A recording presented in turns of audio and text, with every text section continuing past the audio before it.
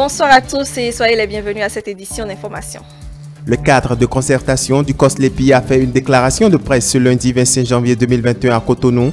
Objectif, faire le point de l'enrôlement pour les élections d'avril 2021. Les détails dans un instant. Alphonse Da Silva, directeur de l'Office du Bac, a tenu ce lundi 25 janvier 2021 un point de presse au cours duquel il a expliqué aux professionnels des médias les conditions dans lesquelles se feront désormais les examens nationaux du baccalauréat. Restez pour suivre les détails.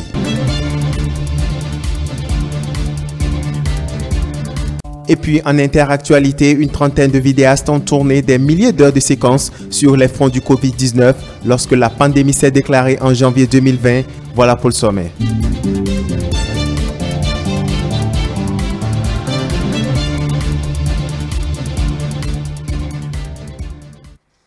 Et à l'entame de cette édition, sachez que le cadre de concertation du Conseil d'orientation et de supervision de la liste électorale permanente informatisée COSLEPI a fait une déclaration de presse ce lundi.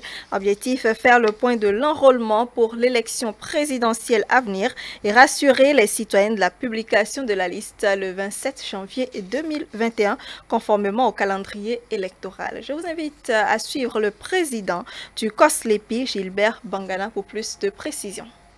Nous venons de finir cette séance, notre avant-dernière séance, c'est bon de le préciser, parce que tout est bien qui finit bien.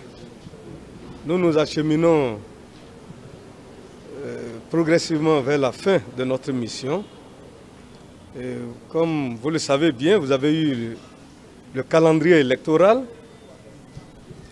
Le 10 février, nous devons transmettre la liste à la Sénat. Et le 27 janvier, nous devons procéder à la publication de la liste. Et vous savez bien que le cadre de concertation a été un cadre de facilitation. Ce cadre nous a permis d'avancer sûrement et dans la qualité.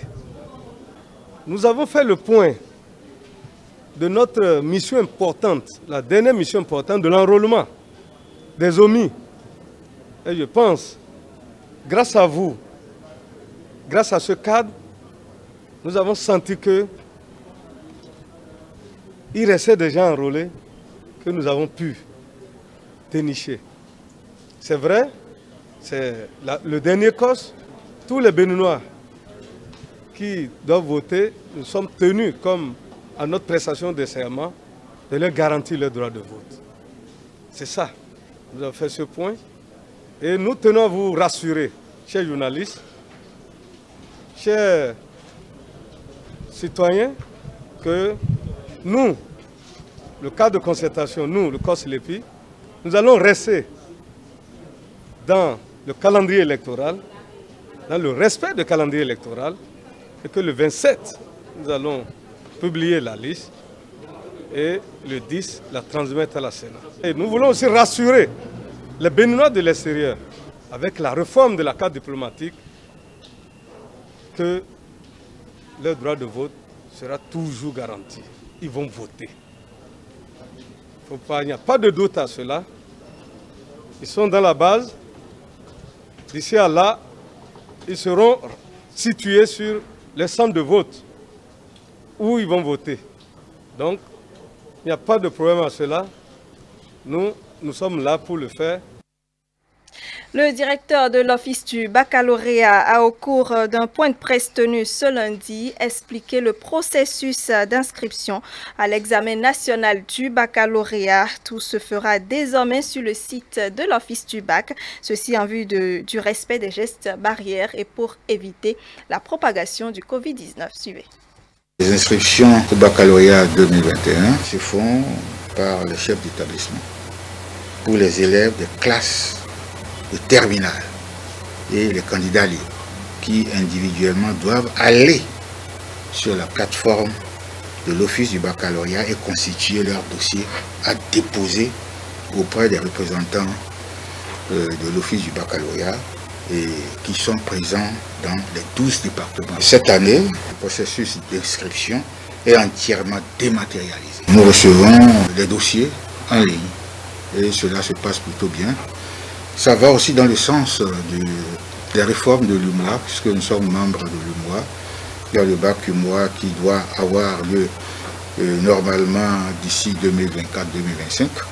Et je crois que nous serons parmi les premiers à emprunter cette voie. Il n'est pas question de rejeter les dossiers, puisque tout se fait en ligne. En ce qui concerne la carte d'identité, l'autorité nous a dit que cette année, il y a quelques problèmes. Nous avons pris ça en compte, si bien que le récépissé suffit. Certification d'identité personnelle. Donc nous serons regardants pour que de faux candidats ne viennent pas effectivement alourdir le taux d'échec. L'inscription au baccalauréat prend fin le vendredi 29 janvier 2021 à 18h30 précise. Je voudrais appeler tous les candidats à s'inscrire pour que nous puissions avoir des candidats qui vont réussir et pour que nous puissions avoir des candidats qui ne prêtent pas les noms d'autres candidats pour pouvoir réussir, pour que le bac de cette année soit aussi à la hauteur du bac de l'année dernière et qui, malgré la pandémie, nous avons pu organiser ce bac-là et je le répète toujours, c'est grâce à la pugnacité du chef de l'État qui, dans l'espace UMOA, a été le premier à dire que le bac aura lieu. Et je crois que le bac de cette année aussi sera une réussite. Les impacts du programme d'action du gouvernement PAG sont exposés à la population du 11e arrondissement de Cotonou. À travers une causerie débat, l'élu du 11e arrondissement Gatien Adjagboni et des techniciens avérés sont revenus sur les grandes leçons à tirer de ce projet ambitieux du gouvernement. Suivez. Une causerie débat entre les filles et fils du 11e arrondissement de Cotonou sur l'impact du programme d'action du gouvernement PAG dans leur localité. Dans ce tournant décisif qui provoque des débats publics parfois houleux et des appétits voraces, dans le 11e arrondissement de Cotonou, vous avez choisi des débats productifs autour des enjeux de développement. C'est une démarche qui vous honore, chers amis. Ce débat direct entre les populations et les cadres au plus haut niveau n'est rien d'autre que la démarche de l'élu municipal du 11e arrondissement Gatien Sedami Adjagboni, dont l'enjeu est de communiquer les informations aux populations.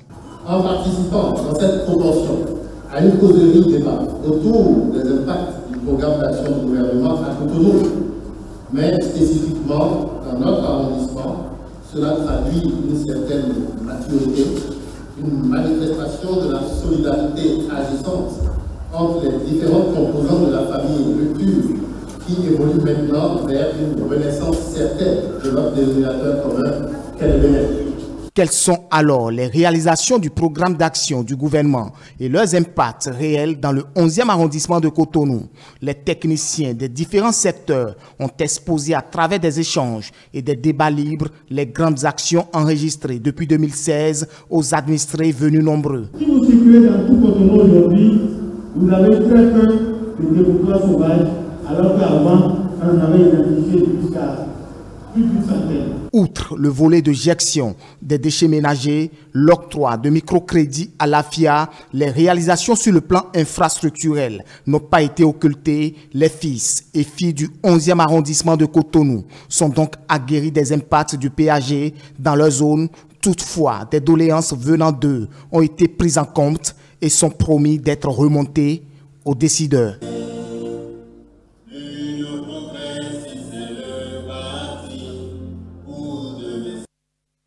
Alimatou Badarou et les femmes musulmanes de la 15e circonscription électorale ont organisé ce dimanche une séance de prière pour la préservation de la paix au Bénin. Et la dite cérémonie s'est déroulée à la mosquée Imadou de Cotonou. Stélia Padonou, Edouard Kakbo.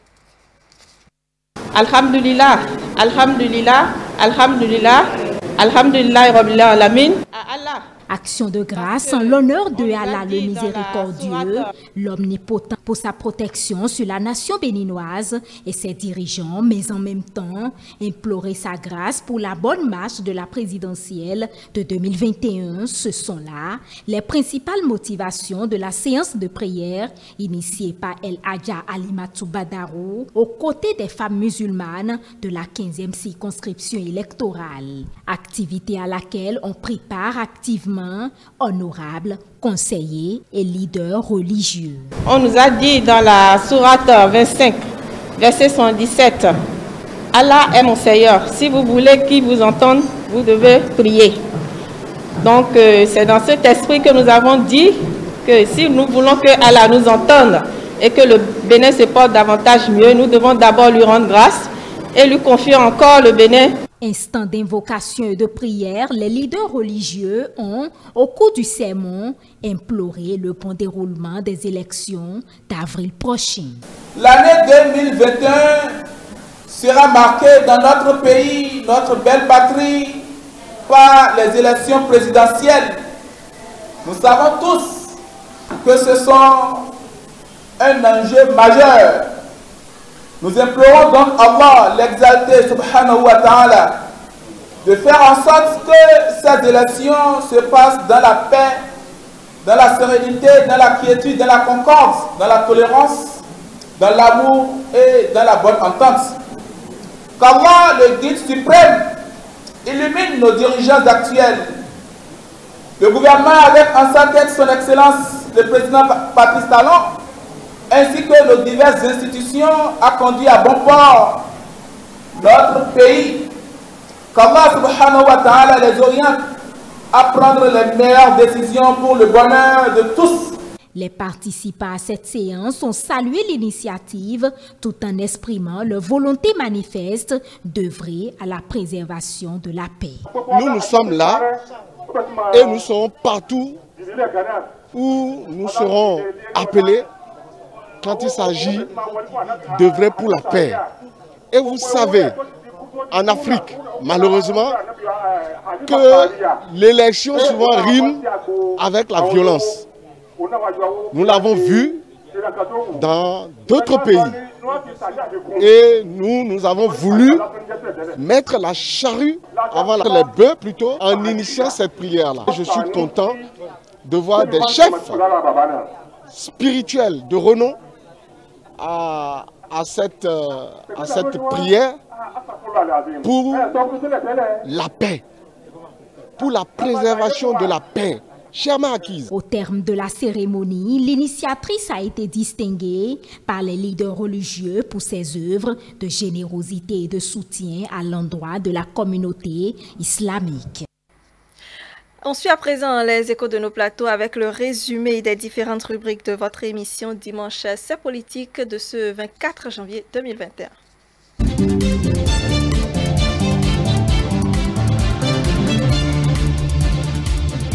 Les invités de Rafiatou Mamadou sont revenus au cours de la rubrique hebdo des éditorialistes de votre émission Dimanche C'est politique de ce 24 janvier 2021 sur les différents faits marquants de l'actualité au cours de la semaine. La résurgence des cas de Covid-19, la décision de la HAC réglementant la période de pré-campagne sont entre autres sujets abordés. Stélia Padonou. Hausse des cas de la Covid-19 ces jours-ci au Bénin, la situation ne surprend guère les invités de Rafiatou Mamadou. Pour eux, il y a eu relâchement dans l'observance des règles barrières. C'est dommage, quelques décès enregistrés. En 20 jours, quelques autres cas enregistrés, référés à l'ADA notamment, ou bien traités à domicile. Je crois que les gestes barrières, les gens ne les respectent plus. Les gens pensent que la maladie est terminée. Quand on voit un peu la tournure qu'a prise cette crise-là dans tous les pays, à part ces pays où le taux de mortalité est encore très élevé. Vous avez constaté qu'il y a une sorte de banalisation. De moins en moins de personnes portent de masques. Les débatteurs saluent les efforts fournis jusque-là par les autorités à divers niveaux, tout en les invitant à continuer sur la même lancée. On a appris il y a quelques jours que des gens sont allés en prison pour présentation de faux tests de Covid. Il faut décourager ces choses. On peut aussi aller à la répression, mais pas la répression aveugle, parce que quand on parle de répression, on sait comment ça se fait. Le Béninois, il est têtu. La sensibilisation à un moment donné, sinon a montré même ses limites. Et quand vous prenez pas, vous savez, avant de prendre votre moto et de sortir de votre maison, vous savez que vous devez porter votre masque. Mais il se fait qu'il y a certains Béninois qui sortent de chez eux sans mettre le masque. Comment on peut expliquer ça? Dans ces conditions, je pense qu'il faut aller au-delà de la sensibilisation. Il faut décourager ce genre de pratiques. Je pense qu'il faut travailler à conscientiser les Béninois, à leur dire que la maladie est toujours là et que ça peut faire encore d'autres victimes. Présidentielle 2021, les responsables de la haute autorité de l'audiovisuel et de la communication veillent au grain pour une meilleure réglementation des activités des médias pendant la période de pré-campagne. Les débatteurs ont profité de l'occasion à eux en fait pour formuler quelques doléances à l'endroit des organes de régulation et d'autorégulation des médias. De tout le temps, la HAC nous a toujours habitués à prendre une décision qui réglemente la pré-campagne pour éviter toutes les dérives.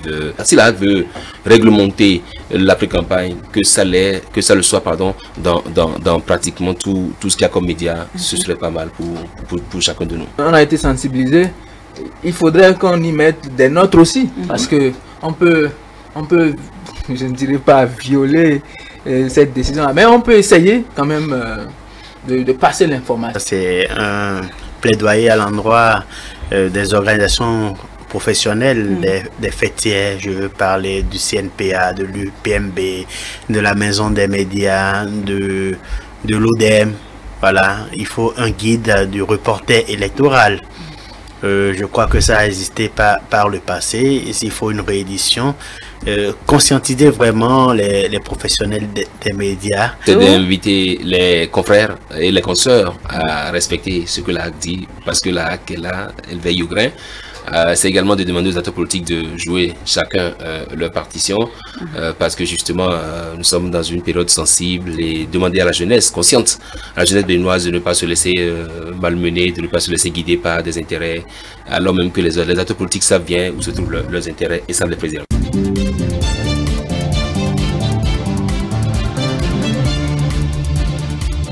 Votre émission Le Duel a reçu ce dimanche 24 janvier 2021 Karine Goundi, membre du Parti Les Démocrates, et Benjamin Avlessi, analyste politique. Au menu des échanges, le bilan du régime de la rupture, Mathieu Bocor. C'est un duel à bâton rompu entre Karine Goundi, membre du Parti Les Démocrates, et Benjamin Avlessi, analyste politique. Autour du thème Patrice Talon, un bilan solide. Les deux invités de François Xavier ont apporté chacun ses arguments. Un bilan très satisfaisant selon Benjamin Avlessi, même si le bilan ne semble pas convaincre l'opposition. Mais seulement ce qui a été une surprise, c'est le bilan dont vous parlez. Le bilan dont vous parlez, ça a été une surprise que des gens, des têtes pensantes, disent que ce bilan-là est un bilan élogieux. De 2016 à 2021, le Bénin a eu à sa tête une équipe qui n'était pas à la hauteur de la tâche à eux confiée par le peuple. Un argument que ne partage pas l'analyste politique. C'est suicidaire que des Béninois refusent de voir au moins... Moi, j'aurais aimé que vous, les opposants, que vous dites quelque chose est fait. Par contre, nous ne sommes pas satisfaits. C'est encore mieux et ça fait un discours sincère. Et ça permettra en fait au peuple de vous suivre prochainement. Vous avez dit tout est à l'état, on n'a rien achevé, on n'a rien fini. Heureusement qu'ils disent ils n'ont pas fini, ils n'ont pas livré. Ils ne disent pas, ils n'ont pas commencé. Vous voyez le discours, c'est des gens qui essaient de trouver ce qu'ils ont envie de trouver sur ce que vous faites. Vous avez l'habitude, vous les opposants, de trouver des poils sur des yeux ou des poils sur la tête du chauve. C'est anormal et puis c'est un problème. Plusieurs autres sujets, pêle-mêle, n'ont pas été occultés au cours de ce face-à-face.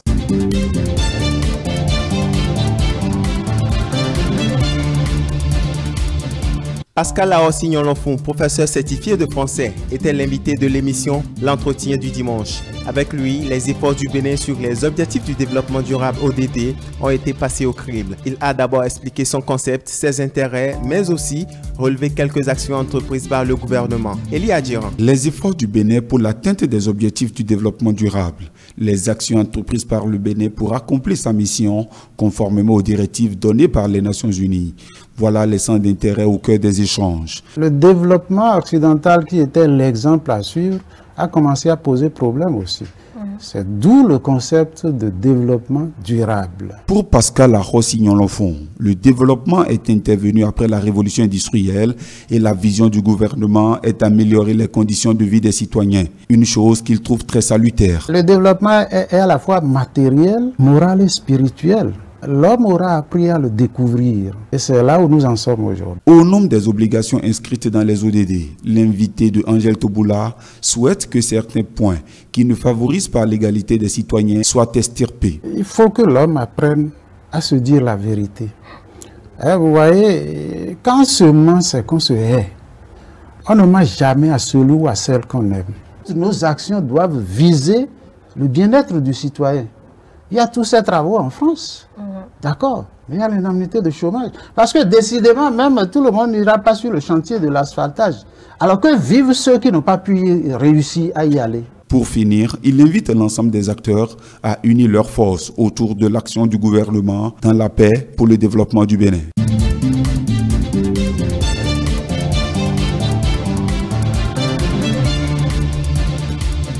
Sur le décryptage, le consultant politique Agapit Napoléon Maforican a fait des mises au point suite aux déclarations du professeur Joël Aïvor sur la révision constitutionnelle, notamment le parrainage à la présidentielle de 2021. Marouf Fabiola Boussari. La révision constitutionnelle suscite encore bien de débats. Le professeur Joël Aïvor estime qu'en tant que constitutionnaliste, il a son mot à dire. La constitution n'est pas pour les constitutionnalistes. Un constitutionnaliste n'est pas absolument un économiste. Un constitutionnaliste n'est pas absolument un pénaliste. Un constitutionnaliste n'est pas absolument spécialiste de relations internationales. La Constitution est une maison commune, c'est un texte commun, c'est un ensemble. La Constitution appelle le constitutionnaliste, le sociologue, l'historien, le politique, les sages. Quand vous voulez bâtir votre maison, ce n'est pas l'architecte qui vous impose le contenu. C'est vous qui dites ce que vous voulez et l'architecte vous dit les options par rapport au sol, par rapport au moyen. Donc, le constitutionnaliste n'intervient qu'en amont, pas en aval. On analyse d'abord qui sommes-nous, où allons-nous, que voulons-nous. Donc, l'histoire, on doit remonter l'histoire. L'universitaire pense que le parrainage pour la présidentielle est mortifère et se désole du fait qu'il faut le quémander. Aller requérir n'est pas quémander. C'est ça le drame de nos postures intellectuelles. C'est pour ça que je vous parle. C'est là, il y a un gros malentendu dans l'affaire. Qui a parlé de quémander? Dans cette déclaration, Joël Aïvor pense qu'il faut restaurer la démocratie au Bénin. Lui, il est constitutionnaliste et il le revendique et il estime qu'il doit opiner sur la révision de la Constitution. Mais quand les agents de santé estiment qu'il a la Covid, il peut douter de ça. Je considère que c'est parce que nous sommes en démocratie, par exemple. Et que bon, voilà, il peut publier, faire quelques insinuations, c'est normal. Donc c'est parce qu'on est en démocratie, je pense. Je pense que dans aucun régime totalitaire, on ne lui aurait pas permis ça. Pourtant, il est libre, il va et vient. Donc, si ce qu'on a déjà n'est pas une démocratie, je ne sais pas ce qui va se passer si on l'appelle démocratie, démocrature ou anarchie, je ne sais pas. Agapit Napoléon Maforican invite tous ceux qui veulent prendre part à la présidentielle de 2021 à se conformer aux critères établis. Il s'oppose avec fermeté à ce que certains appellent élection exclusive. L'élection ouverte à ceux qui veulent aller, qui remplissent les conditions.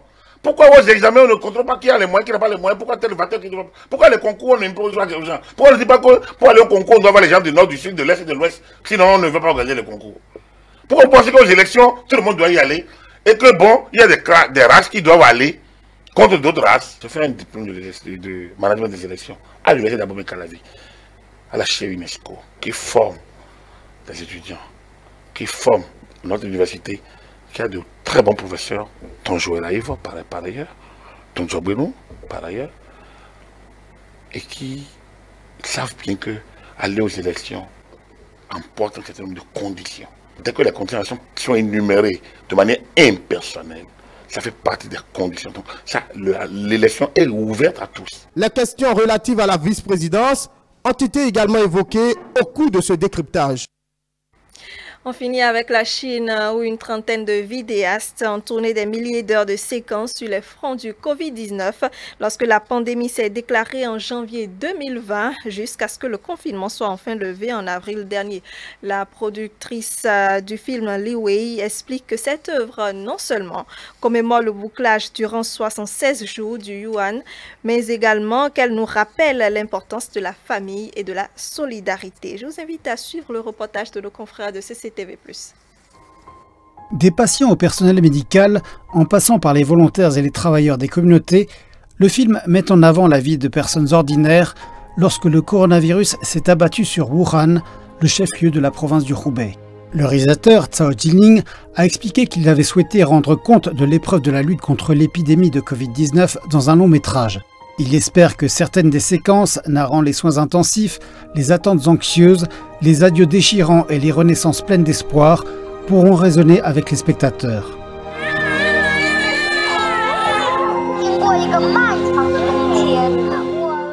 Une trentaine de vidéastes ont tourné des milliers d'heures de séquences sur les fronts de la Covid-19, lorsque la pandémie s'est déclarée en janvier dernier, jusqu'à ce que le confinement soit enfin levé en avril dernier. La productrice du film Li Wei explique que cette œuvre non seulement commémore le bouclage durant 76 jours de Wuhan, mais qu'elle nous rappelle également l'importance de la famille et de la solidarité et celle de chérir nos vies.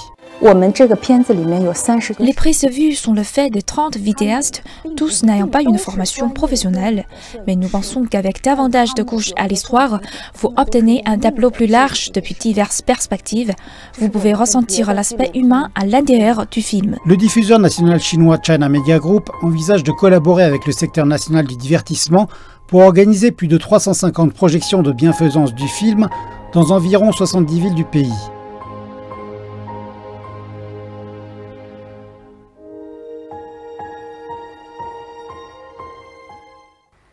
Et c'est sur ces images fortes que nous refermons cette édition d'information. Merci de nous recevoir chez vous. Juste après moi, la suite du Grand Soir, c'est avec Romuald Hunwi avec les rubriques Covid-19, info d'ici et d'ailleurs, suivi de la chronique du soir. Également, ce journal est disponible sur le site internet www.etelebene.com, la chaîne YouTube et la page Facebook avec les identifiants ETL Bénin. Bonne soirée en notre compagnie.